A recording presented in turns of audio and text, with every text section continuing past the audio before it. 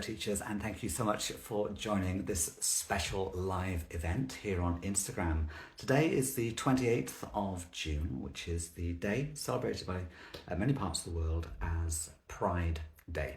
So all month, June, the Teaching English programme from the British Council have been celebrating Pride Month and promoting inclusive practices and ideas for teachers to include the LGBTQIA plus part of their students' community. And so we've been joined by many teachers who are going to be joining us on camera today. My name is Marcus, and we've got another 6 teachers from around the world who are going to be helping to celebrate Pride Day and also to help teachers like yourself to include all learners in our English lessons. Okay, so I've got a few admin things to do while we're introducing ourselves today. So first of all, I'm going to bring on some of our guests. Instagram Live, there are a maximum of 4 people that can be on screen at any one time, so we'll be alternating between us all over the coming live session. So first of all, I can see that Helen and Tyson have requested to be right now. Everyone's here, and Taylor and Tyson. Right.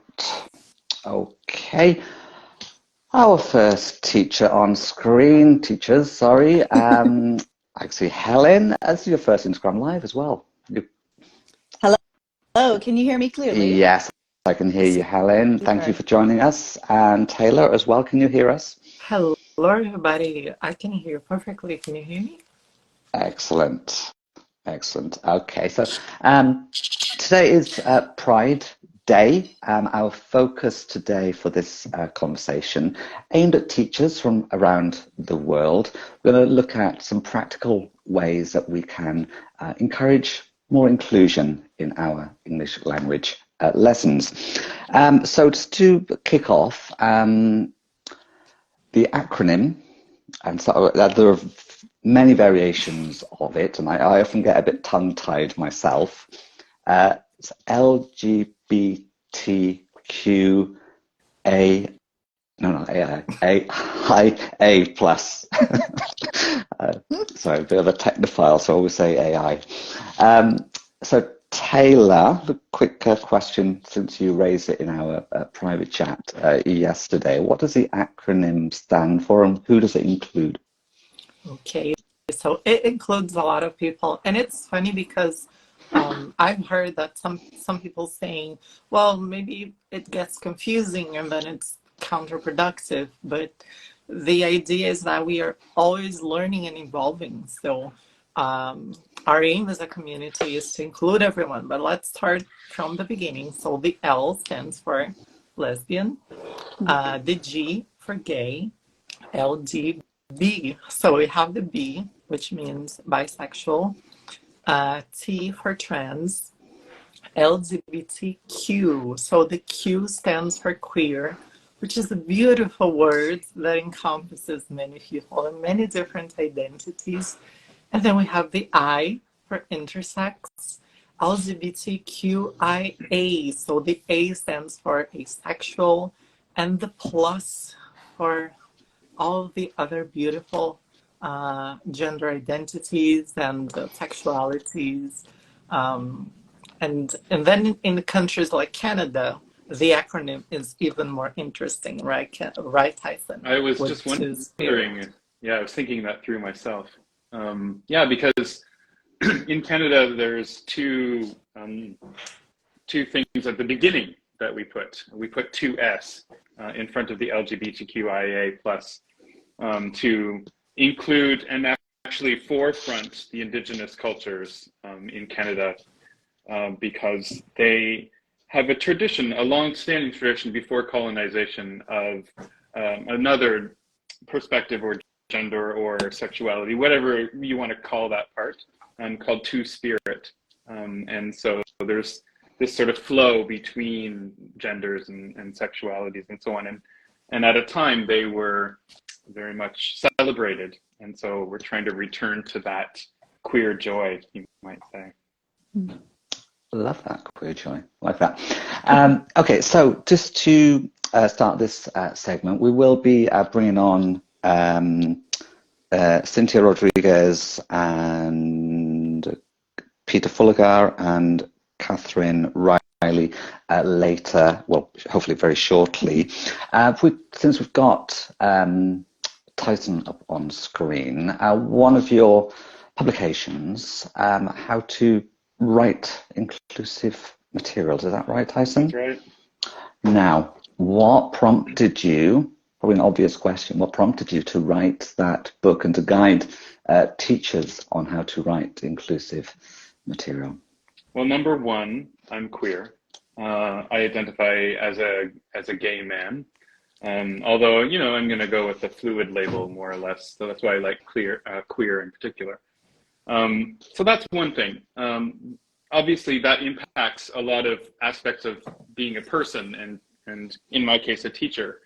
And the older I got, quite honestly, the more I recognized my responsibility as a role model for my learners. And since my learners are university-aged learners, it's gotten to a point where I'm, you know, significantly older and now in a power position to be a good role model. And I take that much more seriously. So for my queer learners, I realized, okay, I need to do a better job. And one of those things in doing a better job was to help other teachers create materials that would be more inclusive. Oh, see, look at that. Shameless. That would be more inclusive and give people tools, you know, to get started and try to make things better. So that was sort of the impetus. And then the second part of it was really, you know, the conversation around this seems to, or was sort of stopping at, there's a problem, and not much of a solution, or at least we never got to that section of the talk. So I decided to push things forward and give it a shot and try to make something that would be more of a product that teachers can use in order to go beyond, there's just a problem. Okay. So on screen we've also got Helen. Now you teach, well, last time we spoke, you were teaching in a college in Leeds in the UK. Are you still there?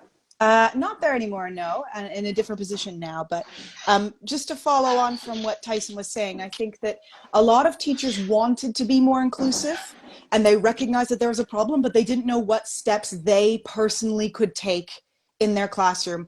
And a lot of them felt like they were uninformed, or they didn't know how to create representation but positively, or how to avoid stereotypes, or they didn't feel that they were prepared to talk about LGBTQIA plus people because they just didn't feel informed themselves, or they were worried about difficult questions. And so, you know, Tyson creating that resource was really great because a lot of teachers who didn't feel, you know, empowered to address those issues or educated enough to address those issues suddenly had, you know, a handbook which said, you know, here's how to do this. Here are some ideas on how to do this, depending on your context and your learners and how you're working. So anytime I've ever talked to other teachers about being more inclusive in our lessons, the majority of answers is, well, I just don't know how, or I'm nervous about it, or I don't feel educated enough about it, or I think this is important, but I'm not sure how to go about it. So I think that's why events like this and publications like Tyson's and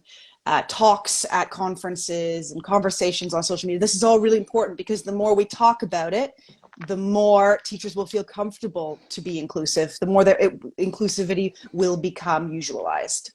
Yeah. I like that. I like that. And Taylor, you're a practicing teacher as well. How inclusive are your lessons or the materials that you use in your lessons? And do you have any tips to share with other teachers who might be in a similar situation to what Helen just mentioned there, where we just don't know how to sort of bring more inclusive representation into our lessons? Well, honestly, I think I wish they were even more inclusive than they are. As a queer teacher myself, I always I cannot ignore LGBTQIA plus issues. That would be, I think, really hypocritical and definitely not what I stand for. But I wish they could be more inclusive. And I say that because here in Brazil and in other parts of the world as well, we've had this very conservative wave in the past years. So sometimes it's so important for me to feel safe so I can so I need to test the waters a little bit before. But my number one tip would be to go from what the student knows or what the group already knows, and start there. For instance, the other day I was sharing here on Instagram an assignment that I had a student of mine do. She loves drag shows, and she lives in Germany, so Germany tends to be a pretty friendly country for the LGBT community. And then from there, from her love for drag shows, we started discussing a lot of things. We started talking about feminism and radical feminism, and perhaps some problems in that kind of feminism, and which people were actually excluded by that movement. So from something that the students liked and loved, I was able to have an assignment and then discussions that were really diverse and inclusive, and hopefully it gave her some food for thought. How wonderful that the thing that they loved was a drag show. I know, that's so great. Yeah. She was so happy that her birthday was on Pride, on Pride Day there. Yeah.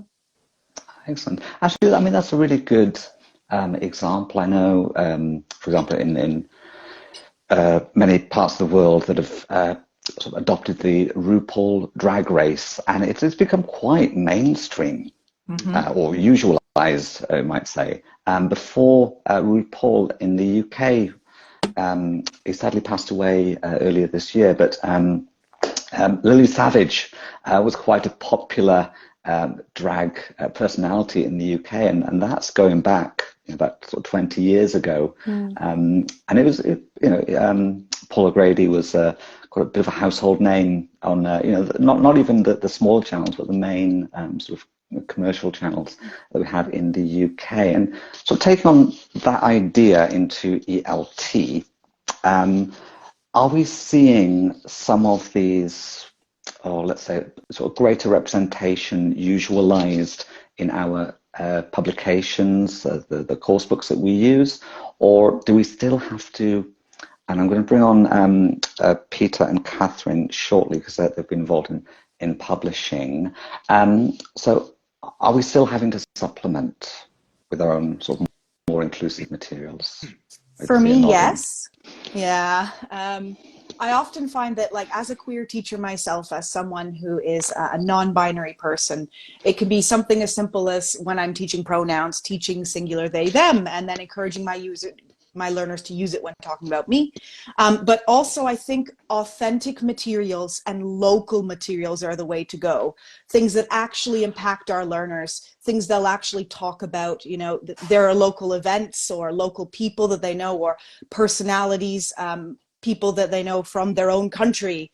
If you have, video or audio of an LGBTQIA plus, famous person from their country speaking in English, there's a resource that is relatable, accessible, authentic, and real to them, and something that I think would get a lot of interest and motivation going in the classroom. With global materials, it's really hard, I think, for publishers to do that when they're trying to create a global product. They're trying to meet the needs of so many countries, and so they're not, I suppose, prioritizing LGBTQIA plus the way we would like them to. But I think that change is coming. A lot of publishers are looking at markets and demands and seeing that, the more and more we usualize ourselves and the more and more there's going to be a need. And so I think that is something that is coming, but it's not here yet. And we need to keep pushing for it and making sure that we're using authentic, localized materials and inclusive ones that meet our learners' needs. Yeah. Absolutely, a great idea there. I mean, it's this is often something that is pushed back. That sort of what's the best word? sort of outside cultures. You know, if it's something, for example, RuPaul. I can't believe it's second mention of RuPaul, but obviously coming from the United States, so incorporating that, if we're talking about drag in our lessons, is sort of, there might be some pushback that it's an outside culture, meaning from the United States, rather than find a local, regional example. It is more sort of applicable to the culture in our classrooms. You know, It's not easy though, is it? No, but just to like expand on that, one of the ways I notice myself included, although I've tried really hard not to do this, in framing inclusive practices, is there's always this fictional group out there of learners somewhere that you're trying to create materials for to be more inclusive. You know, if there were a queer learner in your class, you know, that's a false way of looking things, because there are queer learners in all of your classes. There might not be one in every single class, or there might be. You don't really know, because it's not a matter of looking and, you know, being able to identify right away. But the fact that we are creating these materials, as Helen says, that include local context, including the teacher. I mean, if you're confident or comfortable enough with your own identity and you feel safe to do so, you yourself are one of the examples of the queer community that's local. But to frame it as it's this other thing, like you're saying with drag, is really just, it's not making the most of the local scenario, and getting teachers and learners to really understand that, you know, look to your left, look to your right. There might be a queer person right there. You just don't even know. That's right. It's not always visible, is it? No. Definitely not. Okay. I mean, obviously straight looking here, yeah? No, I'm just kidding.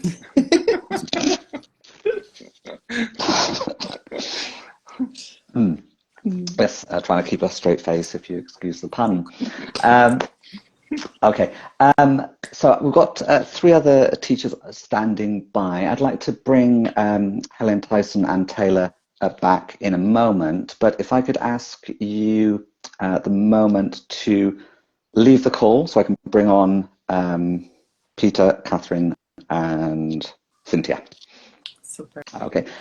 Thank you. Thank you. We'll see you in a moment. Meanwhile, teachers, if you do have any specific questions for our panel of ELT experts, please do use the question icon at the bottom of your screen and type your question in there, and we'll raise it with our panel.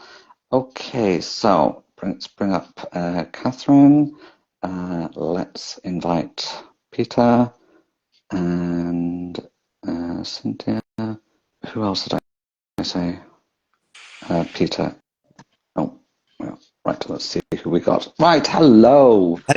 Hello. Let me see if I can find Catherine. Sorry, if I can find Cynthia as Here I am. well. Can you hear me?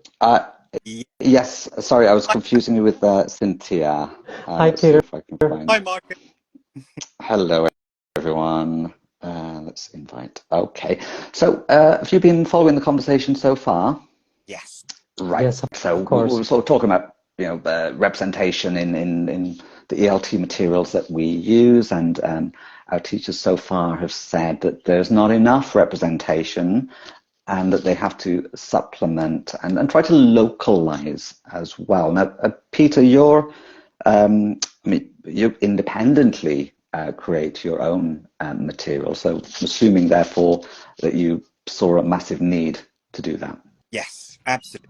And I think from what the previous guests were saying, yes, there are some really kind of books such as How to Reduce Materials to show how they, but there is that possibility that people maybe still don't know, and they don't have examples.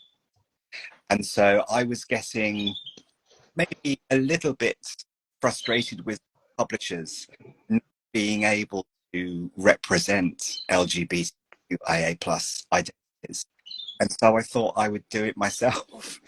And I've had some really good feedback on them, hoping that it's going to many more queer made materials. So that's because, I mean, there is a great of talent with within ELT, not just within ELT. So I think we have the chance to show our talent, but also to show true representation. And I hope that's kind of what the material. Excellent. Hi, Cynthia. Hello. Peter, your audio is a little bit choppy throughout. I wonder if you could maybe find a headset to use. I think there might be some noise cancelling going on. Catherine, so Peter started creating his own materials because there was a sort of a need for it in the ELT publishing industry. Now, you've been involved in publishing yourself. Now, the decisions to sort of include content, is that something that is often made by the publishing companies, or can it be led by the ELT industry or the writer of the materials? Well, first of all, I'd like to say that I totally agree with Peter and, of course, the previous speakers. There's a huge need to start incorporating inclusive material. Now, the thing is that, let's be honest, ELT books are made to be marketable.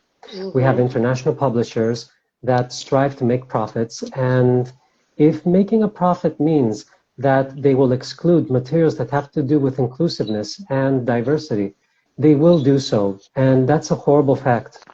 As an author, because I've worked on a total of 43 ELT publications, each time I've tried to, let's say, add a few inclusive materials, they usually get rejected. And it's a horrible fact because it costs a lot of money for them to have a book published in different versions. One for the Middle East market, one for the European market, and we have to take into account various cultural sensitivities.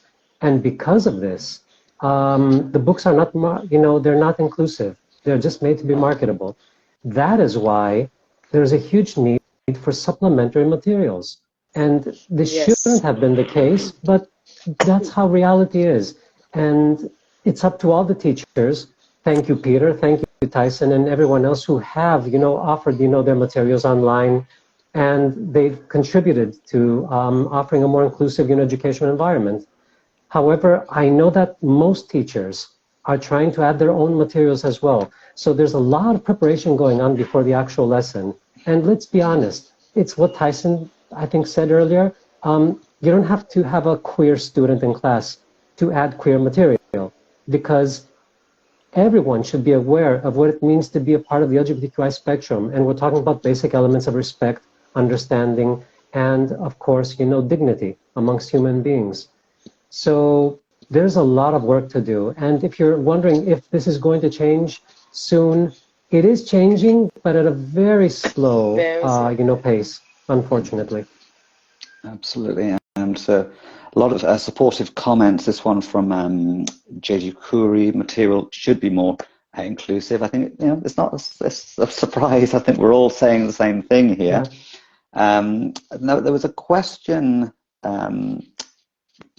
well, not really a question, but a statement. So I'd like to maybe hear from Cynthia on this. I'm not sure if you can see it. It's from Zany. Zany.Barbara 2020. Parents, and we've not mentioned those so far, but especially in a school context, now parents find it difficult to accept that we, as teachers, talk about this topic. Now, I imagine part of that pushback may come from parents, and we've all seen those kind of stories of burning books in parts of the United States, for example. It's come from sort of parent power. If we were to, or when we do include more inclusive content that includes LGBTQAI plus in our lessons, should we consult parents? Cynthia, what do you think? This is a very hard question, especially if you think about the Brazilian context now. It is quite complicated. That happens a lot. Parents are an issue somehow. I mean, conservative parents, especially the religious one, which is kind of something that happens a lot here in Brazil. But the thing is, every time I think about inclusion, I don't only think about us talking about what it feels like to be an LGBT person, but including LGBT people inside of the material. So when you're talking about family, because that's what I always say, what I try to teach teachers how to do. So instead of like, when you're talking about families, include LGBT families there in the pictures as well. So then people can talk about it. Students sometimes are more open than we believe. And we don't have to talk straightforward about it sometimes. And also, like, one of the ideas that I usually get people, like, you can create activities with questions that would get students to bring this topic instead of you doing that. I mean, you want them to do it, you're guiding them into doing it, but not straightforwardly doing it. Does that make sense? Because that's one of the things, because here, depending on where, well, I cannot even get jobs in certain contexts and schools here because of the way I look. Not even because of the things I say, but because of the way I look. And even like I have been called to get some positions in some schools around here. And once I told them that, it's something very important about me is that I talk about diversity, I talk about LGBT issues, I talk about gender issues. Is that a problem in your school? They usually just never call me back because they say, oh yeah, that could be complicated for us. So another thing I keep talking about, okay, talking to parents is not that easy, but we can get that child to start changing patterns inside of their own homes, So I try getting the child into it and answering the child's questions and not being angry when they are homophobic towards me, which happens. And it happens quite often, like kids are homophobic towards me sometimes. And I have to smile and remember that I am the adult in the relationship. And I'm here to get them to understand that I am way more than that. I am that, which is important. That's my identity. That's who I am. That's everything I do connect to that. However, I got a lot to bring, and you have to deal with me. You cannot just walk away. And I work in a place where I can do that. So that's a good thing. So you have to do that. So then we need to be models, just like Sibon has just said, like we need to be models somehow and get them to start being interested in the topic. But as for the families, there's this one thing I keep talking to people that are lost. And we can never forget the Constitution and what the law says about us. Here in Brazil, it's not accepted.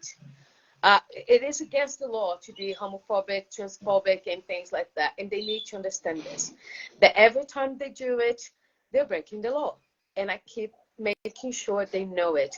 Taylor just mentioned I have lots of stickers on my computer. And I have lots of LGBT stickers on my computer. And then I walk around the school. I'm one of the coordinators and an English teacher too. And I walk around the school with all of those stickers. So then the students always know they can talk to me about that. And they know. And once this one homophobic student tried to take one of the stickers out of my computer.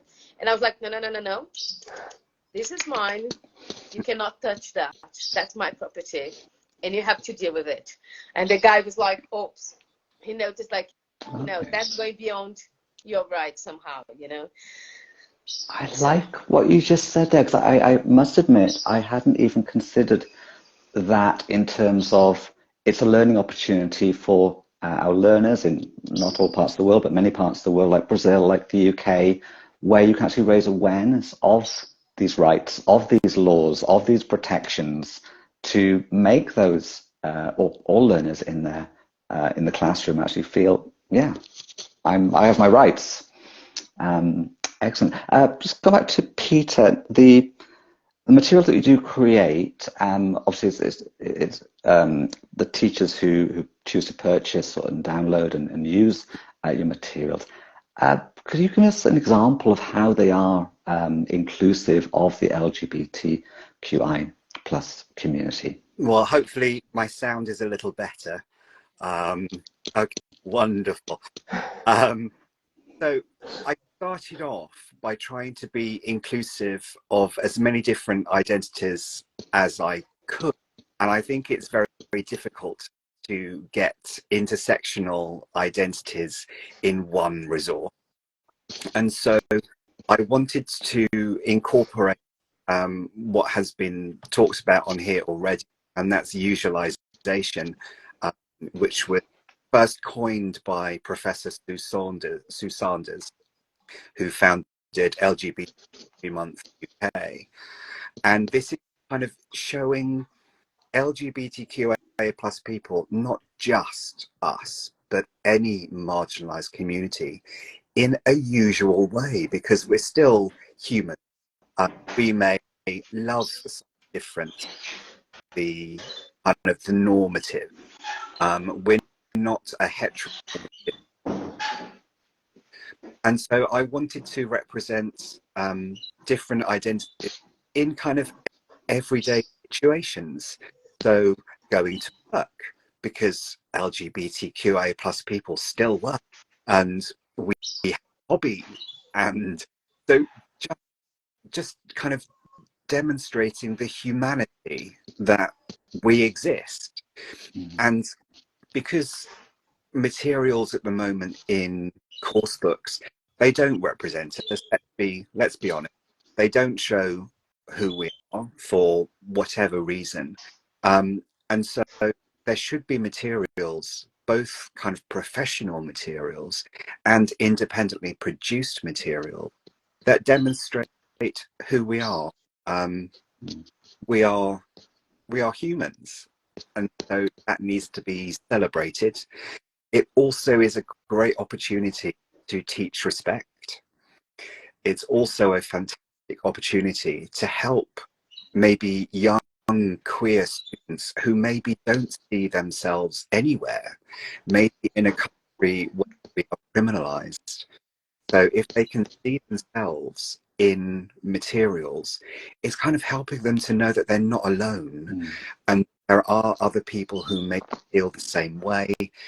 And by showing positive role models in material, I think is a really good way of helping young queer people to realize who they are and to not be so damaged by heteronormative society.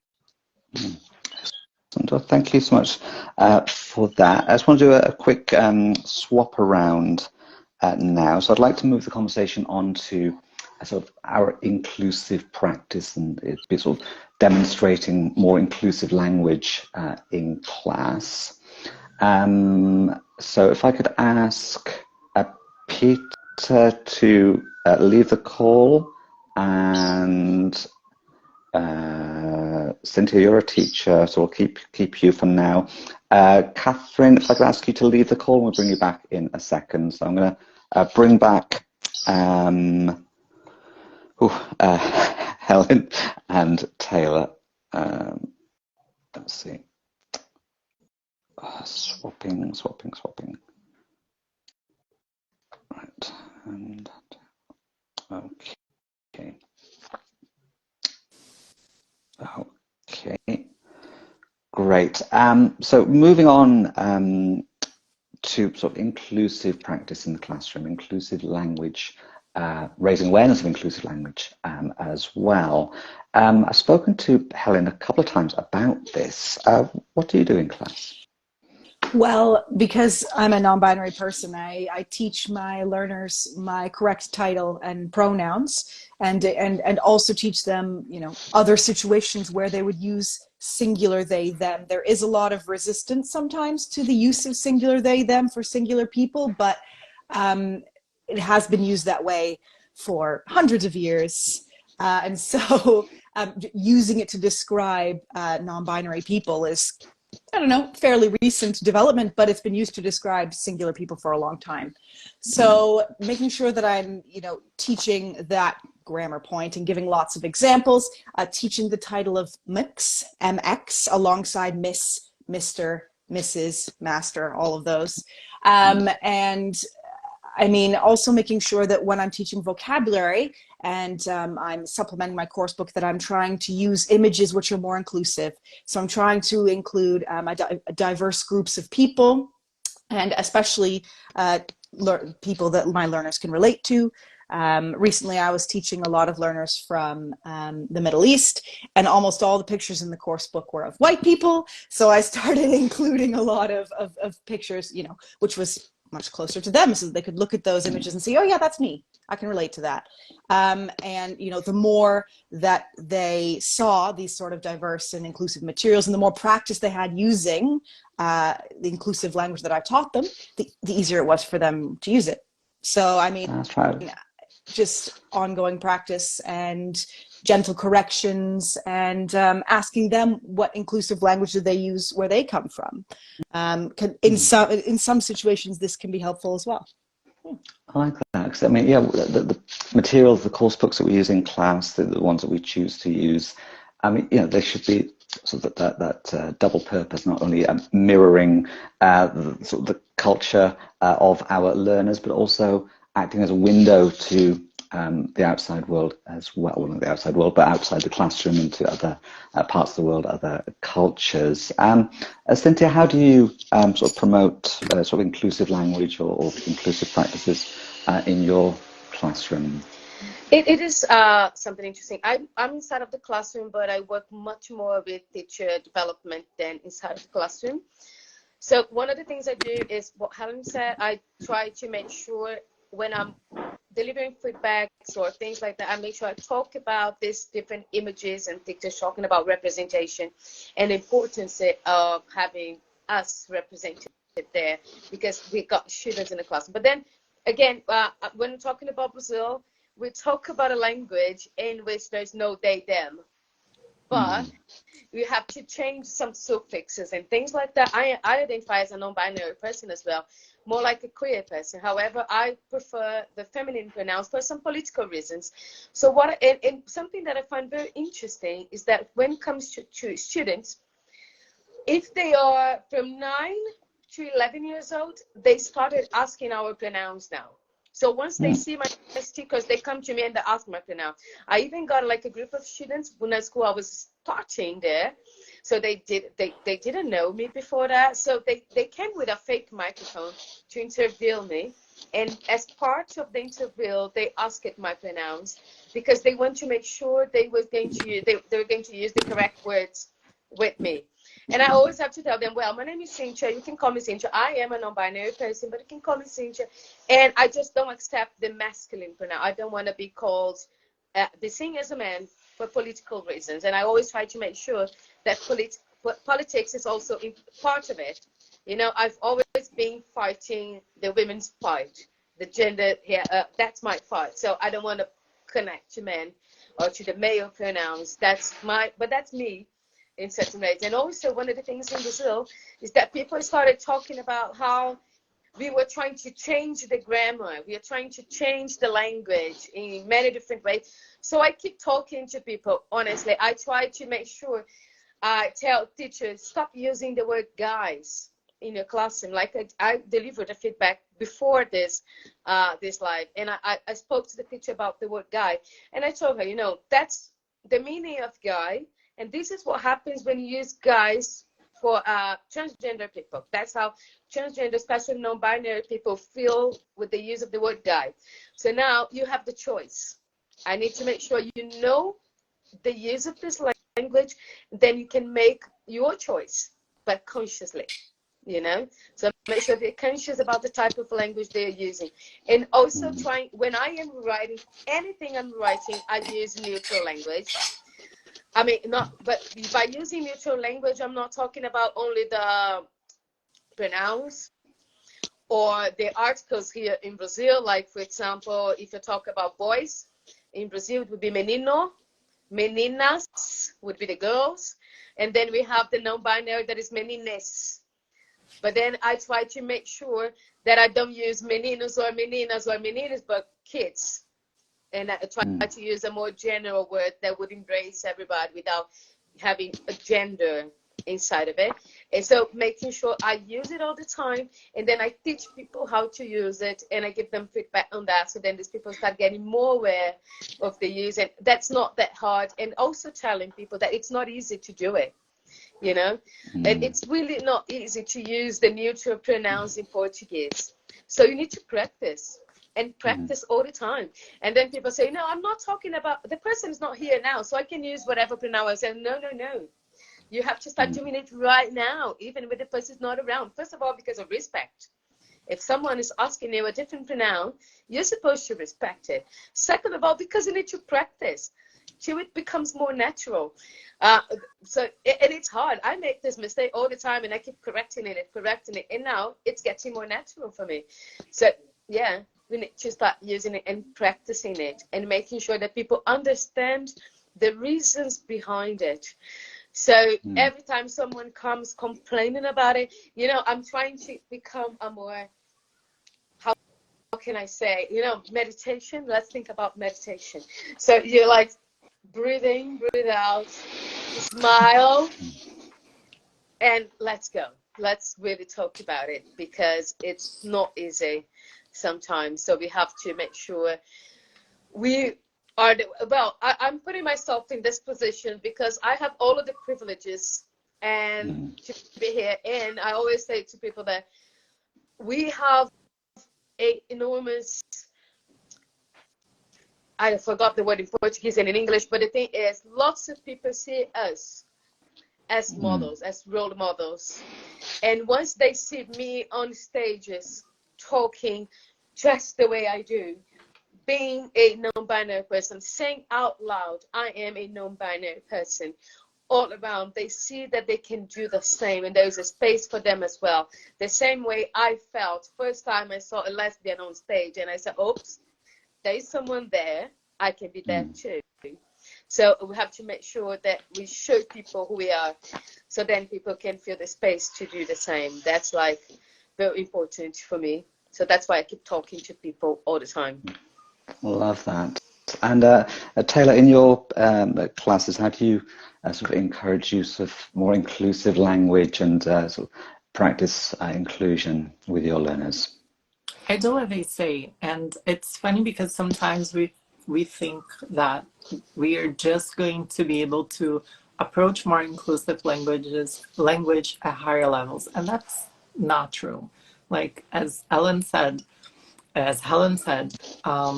you're teaching pronouns, so that's pre-A1, and then you're going to teach singular, they, them. The other day I was teaching occupations, and then instead of, well, it's not that I wasn't teaching the gendered words like waiter, waitress, policeman, policewoman, but I was just giving them other options and saying, okay, so police officer is probably the word that is becoming more popular. You may not want to call someone or to refer to someone as a waiter or a waitress, but as a server instead. But I think it's also about, as they said, being visible whenever we have the chance, whenever we feel safe, whenever we feel that we're not going to be fired or anything, because unfortunately we have bills to pay too, right? But also telling people and educating people about the community, because a lot of things are not visible. For instance, I'm a trans woman, but I'm also intersex. And I didn't know that I was intersex until I was like karyotyped. And then I learned a lot of things about being intersex, but you don't look at me and you can't tell what my internal organs are or what my chromosomes are. So just the other day I was sharing here on Instagram that, okay, so the percentage of intersex people in the world is pretty much similar to the percentage of people with green eyes or with red hair. And lots of people don't know that. They think intersex is such a rare thing, and it's about a certain type of intersex. And then, well, actually, when you talk about biological sex, you're thinking about about a three-factor thing about genitalia, which is what people usually think of. You're talking about chromosomes, and you're talking about gonads. So when one of those things is not according to the norm, then you are an intersex person. And I just used the example of being intersex because that's who I am, but also people who are asexual, people who are pansexual. Lots of people don't know what asexuality means or pansexuality, and we need to teach those people. That is important too. So whenever we feel safe, having lessons in which we talk about these concepts, because otherwise our students are going to think that pansexual people are attracted to trees or things like that, and we certainly don't want that. Okay. Oof. I don't know what to say in response to that. Thank you, Taylor. Okay, if we can do a quick swap out, and I'm going to go around the panel asking for some practical tips for teachers. So if I can ask Cynthia, Taylor, and Helen to leave this call, and I'll bring back on Peter, Catherine. I've got my list down here. Peter, Catherine, and Tyson. If that's all around, hopefully. Peter is there, Tyson, and sorry, Catherine. Okay. Meanwhile, teachers, if you do have any comments or questions for these final few minutes of our live chat, please use the question icon at the bottom of your screen and type your question in there. Welcome back, Tyson, Peter, and Catherine. We've just been sort of talking about what Taylor, Cynthia, and Helen do in their classes to sort of promote inclusive language and inclusive practices. If I could ask you for your experience or tips that you can share with teachers who are watching from all around the world who might be wanting to be more inclusive with their language and their practices in class, but maybe not quite sure where to begin or how to begin. If I could start with Catherine on this, what would your advice be for teachers? Well, first of all, I know that we're in the field of ELT, and our job is to teach the English language. However, it falls upon our shoulders to start teaching them things that should have been taught at schools, and we're talking about sexual education. So there are some elements such as gender identification, sexual orientation, biological sex, gender expression, and these are the basics, so to speak, about things that children and students in general should be aware of. If we start building upon these factors, then it's much more easier for the students to acknowledge other things. So, for example, because the speakers earlier mentioned things like more inclusive vocabulary, you know, what is intersex, and so many more elements. There are so many genderless job titles. For example, we say police officer, firefighter, and of course, as mentioned earlier, it's not a good thing to say waitress or waiter. I'm not in favor of servant, but you know, the English language is evolving all the time. So my advice to teachers is to help students be more aware of what it means to be inclusive before delving into the terminology itself. There are families with two dads, there are families with two moms, and let's start with the basics. You will never ever see visual materials such as these in textbooks. You'll never see these. So it's up to the teacher to also bring some materials in class to show on the whiteboard so that a student could come to realize that there's way more things going on outside of the spectrum of the textbook. Now, another thing that also has to do with the parents. Yes, there are parents who are against having such knowledge being taught in the classroom. However, without teaching some basic elements, it's impossible to move forward with other things. And it's a pity, actually, because I do have students that have two moms. I do have a student that belongs to a single parent family because there was a parent loss. Shouldn't there be inclusive material in cases such as these? Why not offer the student the chance to speak his or her voice? So I think that we should start with the basics. Excellent. Thanks for that. Tyson, your book mentioned before that we seem to be promoting quite a bit on this live chat, but it's aimed obviously at teachers looking to sort of write inclusive material. What if they're not able to maybe sort of create content, what other things could they do, maybe in terms of themselves as a role model, or how they sort of talk about issues in class? How could they sort of help without creating materials to fill that gap? I think most people, I'm going to assume, have access to the internet. That's what I'm going to start with for now. So alongside what Catherine suggested, and alongside the adding, usualizing people into your materials, before you get to that, really, we need to listen to LGBTQ folks and learn more about our perspectives.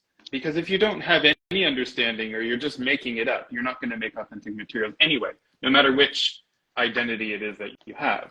So I think it's primary for everyone to do your own research. So, look for and purposely seek out queer folks' YouTube videos who talk about their life and what, they're experiencing, both good, normal, bad, whatever.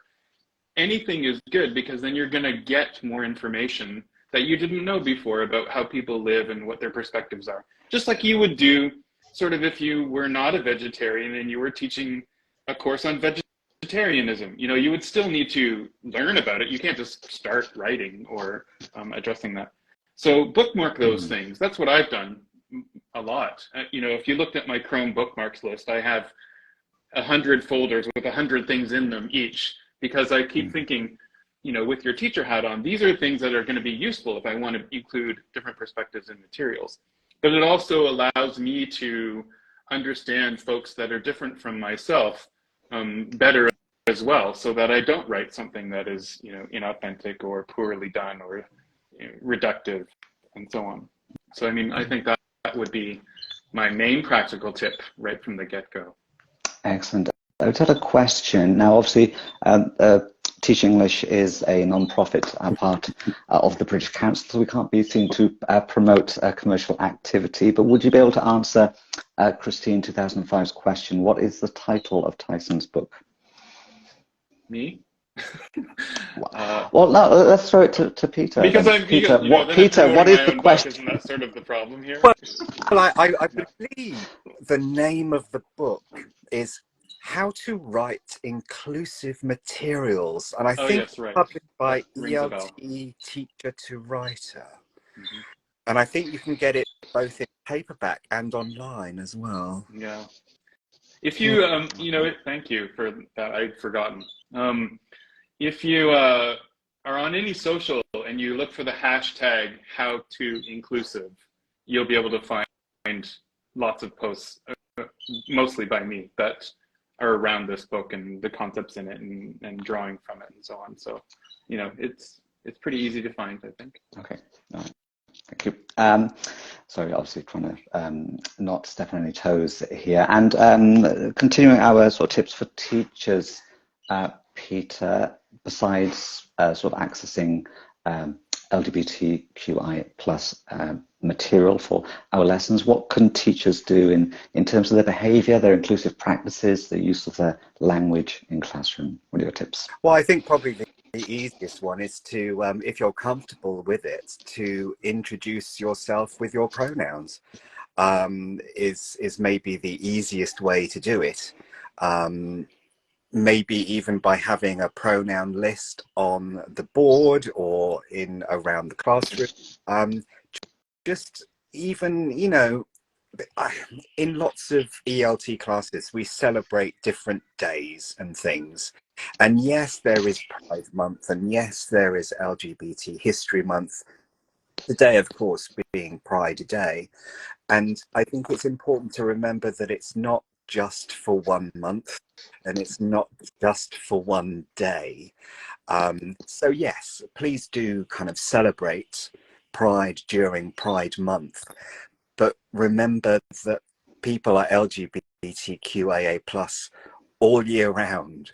We don't suddenly change after a month. So I think to keep the visibility up, using images, using posters, for example. And I think kind of following on from what Tyson said about doing your own research, it's not only incumbent on the LGBTQA plus community to teach. It's also incumbent on people to educate themselves, but also when people are looking for content online, just be very careful with some of the media that you come across, because there is, especially at the moment, there is a huge kind of anti-trans narrative through the media, especially in the UK, and from what I believe, maybe in the US as well. And not just in those two countries either. So just be careful and find LGBTQIA plus curated content. Find stuff written by the community, because then it's going to be a little bit more authentic. Absolutely. If I may, Love that. I'd like to add something to what Peter just said. You know, Yeah. because education is the key to a more inclusive environment, one of respect. It's a shame that they do not teach LGBTQI history.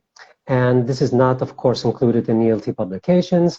It is not being taught at schools. However, because we are superheroes, we're teachers, we can actually do that through ELT.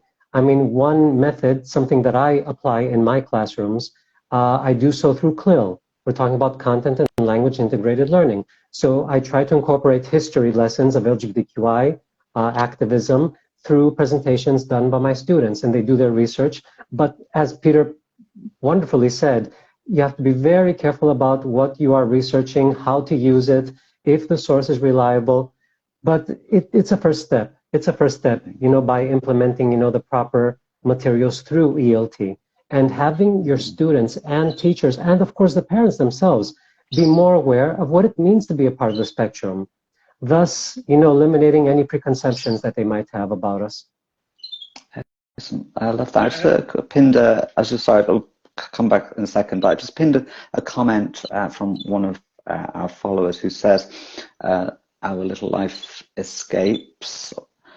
Teach more active and deep listening skills, useful for developing communication skills and being more understanding of others and their experiences and thoughts. So, you know, from an ELT perspective, that there are actually skills that can be taught here that sort of help to raise awareness and appreciate those differences, I guess. Sorry, I cut you off just now.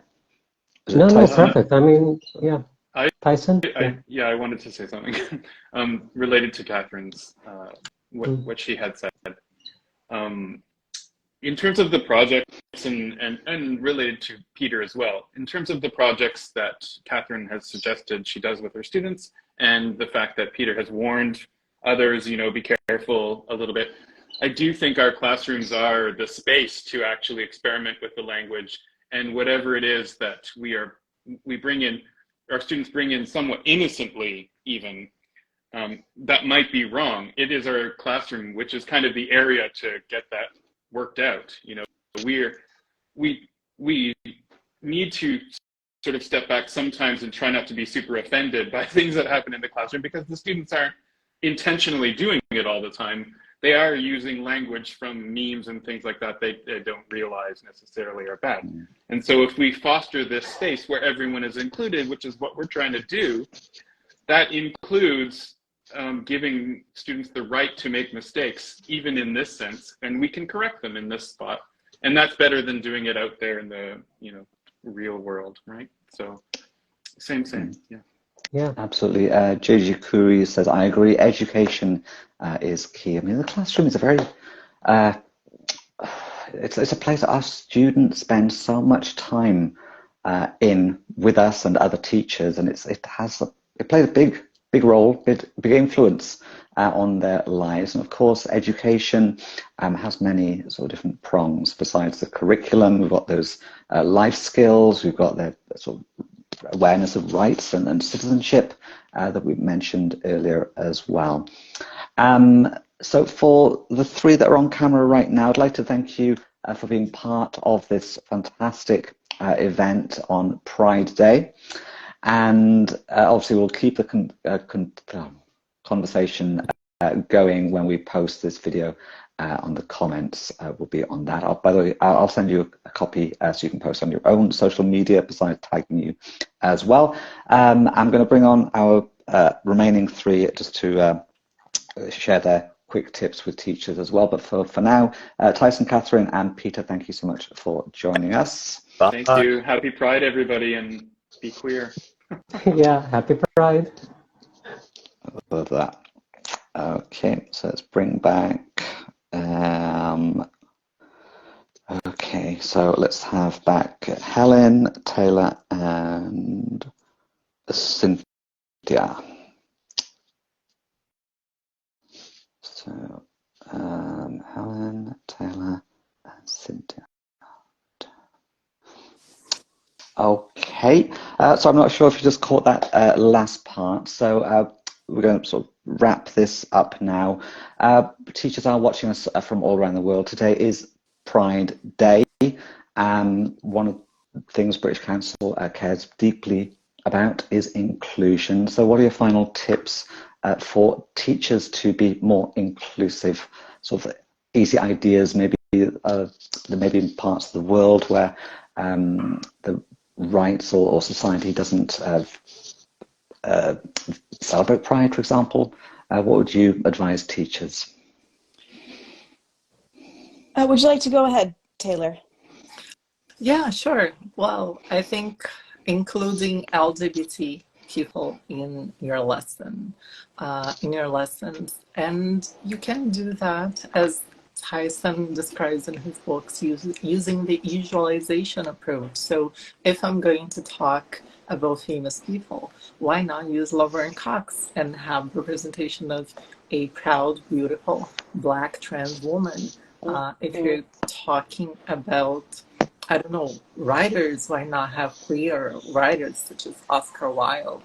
And then you can go from there and little by little expand on these awesome people who are amazing role models for everyone. I like that. Thank you. I also use personal examples. So with a group of B1, B2 learners that I was teaching online, I did a lesson about asking for advice and giving advice. And I presented the situation of, well, my friend Stephanie's just changed. Like, I've known her for 10 years as Stephen, and it's really hard for me to remember to use her correct name and pronouns now. So do you have any tips for improving my memory? And my learners were like giving me advice like, say her name 10 times in front of the mirror every morning and things like this, you know. And some of those learners, and some of those learners were from countries where LGBTQIA plus identities are not accepted or are even criminalized. So, I mean, and of course the lesson then went on to other scenarios where you could give advice or ask for advice. And we went on to follow that language point, but that was the example I started the class with. And I received no pushback, even though, as I say, I had learners from regions where that would not have been acceptable to talk about. So as long as you are safe and you are in an environment where you can discuss LGBTQIA plus people, I say why not? And all scenarios are relatable. You know, we can enjoy narratives, stories, situations about people who are unlike us and still relate to them. I can relate to people who are different from me all the time. We're all human and we all have similar struggles or similar situations in our lives. So that can sometimes be the way in, like the human approach, I say. Yeah. I do like that. Speaking of human, there is a comment from a user that has .gpt at the end of it. I'm not even sure this is a real person. I'm assuming it must be, sorry. Cutting off stereotypes in language, ideas, examples, etc. in the classroom would lead to inclusive education. I think that's a very strong point there. Stereotypes are very damaging, aren't they? And just to complete what they said, again, yes, stereotyping is a problem, but talk about it naturally. Because one of the things we keep talking about LGBTQIA people as taboos, and we make sure it's taboo. So talk about your life naturally. Talk about your partner. Talk about your girlfriend, your boyfriend. Make sure that it's part of what the things they hear, about the things they say, and that it's there. Because this is what changes everything. And also make sure that you're there, that they see you as an ally and someone that they can come and talk to and learn about it. I know at the same time, I believe people need to do that kind of research, just like what it's just being said, that we need to study more before we talk about it. And you need to go for different research and resources, not just asking us, because that's what people do. They come to us as if we need to know everything and make sure that we could feed them with the knowledge they need. But however, at the same time, we need to make sure that we are open for the questions and that we talk about it naturally, and that it's not like something that we need to hide or so. So if someone goes around the school, that just happened the other day, asking about people's identities or sexual orientation, I would just teach them how to use those words properly. And then how to ask the questions properly and explain why they should ask it properly. And then it becomes part of their everyday life, and now they know how to do it, you know. And then once I just got them into doing it correctly without being angry at it or without stopping them from asking those questions. They start asking me more and more questions because they felt comfortable enough to come to me and ask questions. So be open also for those who need to learn a lot from it, and act naturally. You know, let's just de-taboo it. That's something important. I like that. I really absolutely love that. It reminds, as you were talking there, Cynthia, it's reminded me of a time in school or college. I remember people used to come up and they would start speaking the question at normal volume and then mouth the last words. It's like, Marcus, are you? And I'm like,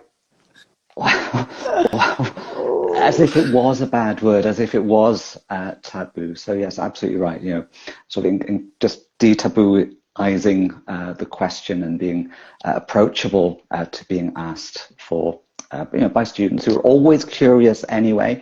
My top tip would be to be much more or as approachable as you can, and welcome questions from your learners.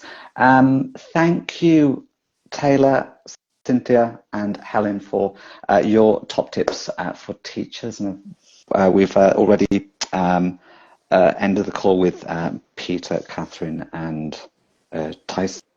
So I'd like to thank you personally for being part of our Pride Day event here on Teaching English on the British Council. We will be posting a recording of this 1 hour and something discussion on our grid, and I'll send you all a copy so you can edit it or post it on your own profiles as well. Thank you for the invitation. It was great being here. Thank you. Happy Thank Pride, you for your insights. everyone. Yeah, happy Pride, everyone. Happy Pride. Happy Pride. Bye. Bye-bye.